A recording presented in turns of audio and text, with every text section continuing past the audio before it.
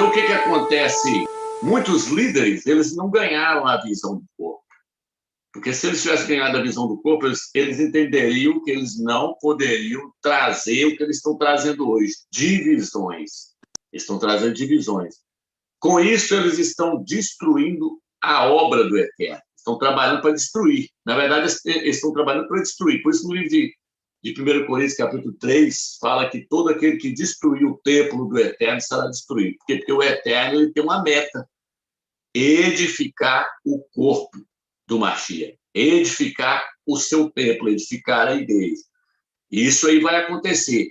Nem que ele vai fazer... O que ele vai fazer? Vai fazer uma construção menor, vai edificar uma construção menor. Por quê? Porque nem todos vão se posicionar. Nem todos vão se posicionar. Olha o cristianismo aí. Quando você vai lá e fala, não pode haver divisão, não pode haver placas, não pode existir assembleia, não pode existir batista, não pode existir presbiteriano, não pode existir ICEA, não pode existir universal, todos têm que formar um só. Eles não entendem isso. Por quê? Porque eles estão na esfera carnal.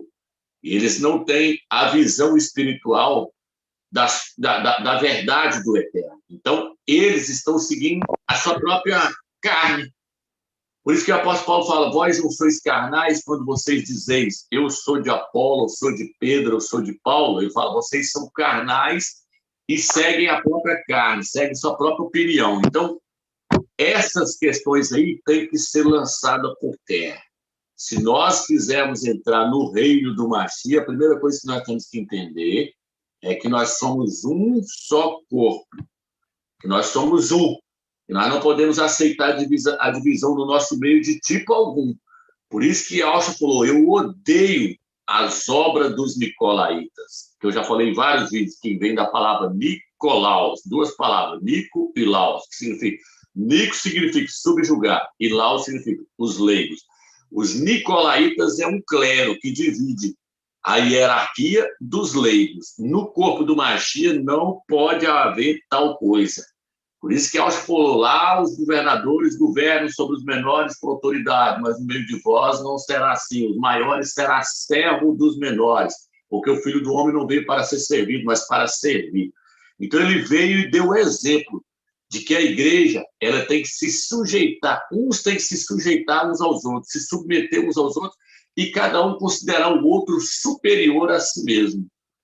Nunca se exaltar e querer ser maior do que o irmão, porque se você se posicionar nessa posição aí, você está fora da vontade do Eterno. Por isso que Alves fala, quando você chegar no lugar, você senta lá na última cadeira, para que você não seja envergonhado, para depois alguém ir lá te chamar para a cadeira da frente.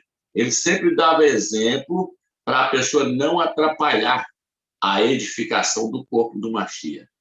Então, essa é a visão que nós temos que ter hoje, que na igreja não pode haver divisão. Por isso que o apóstolo Paulo ele fala que Alcha ele veio para derrubar o muro da separação que havia entre judeu e gentios, porque existiam os gentios e os judeus.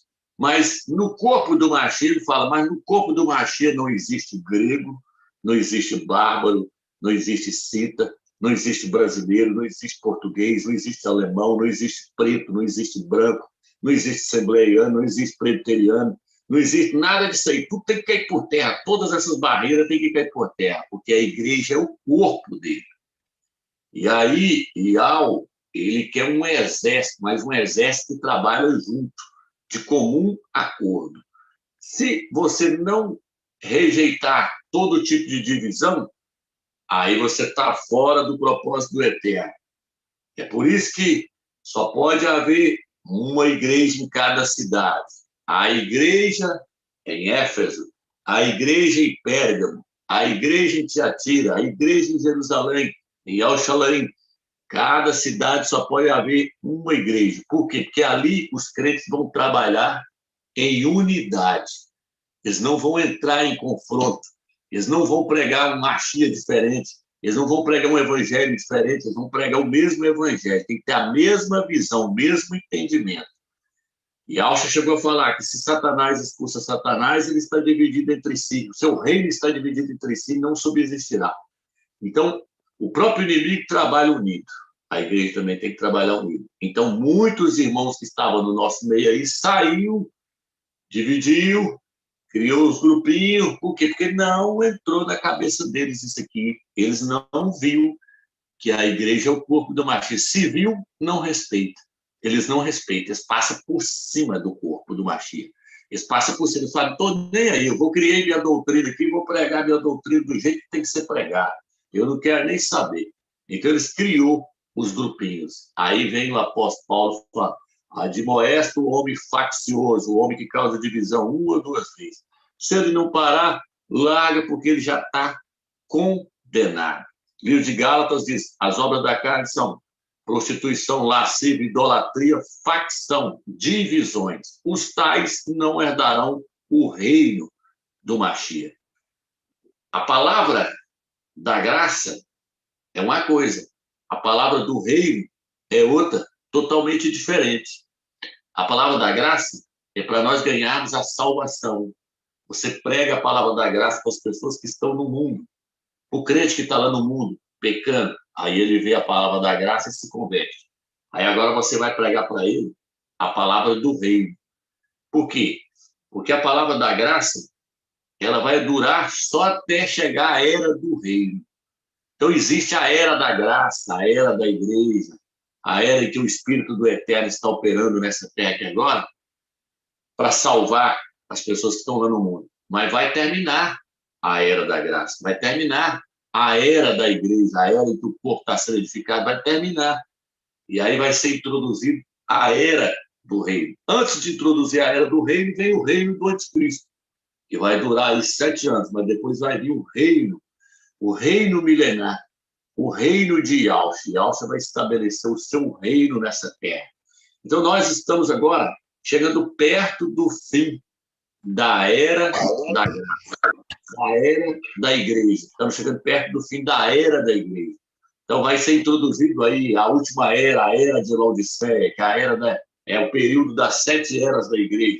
Todo período forma um período só, um período de 7 eras. Mas vai vencer esse período agora.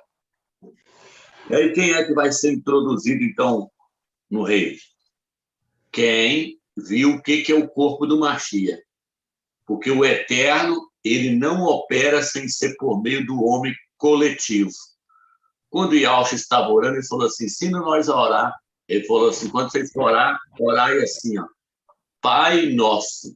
Ele não falou, quando vocês for orar, vocês oram assim, meu Pai que está no céu. Ele falou, quando vocês for orar, vocês oram assim, Pai Nosso que estais no céu, não nos deixeis cair em tentação.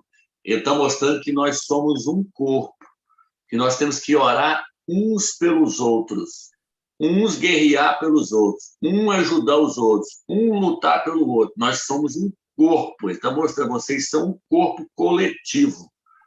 Ele está mostrando que a guerra não é a guerra de um só membro lutando sozinho. A guerra é de todos os irmãos unidos, numa só fé.